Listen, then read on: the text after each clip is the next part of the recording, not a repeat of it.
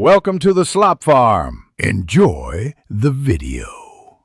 In this video, I will show how to use Ghost protein powder. Start by measuring 1 scoop and decide on your mix method, like shaker or blender, then add 8 to 12 ounces of liquid. Chill liquids for a thicker texture or use ice and frozen fruit for smoothies. For post-workout, mix with water for faster absorption or blend with milk for a creamier treat that keeps you satisfied until your next meal. When mixing Ghost protein, aim for consistency and speed without losing flavor. Use a shaker bottle and shake hard for 20 to 30 seconds to break up clumps, or blend with ice and fruit for a thicker smoothie. If you want a hot option, mix into warm milk and stir until dissolved.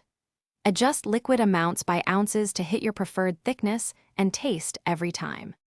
Timing your Ghost protein can affect results and satisfaction.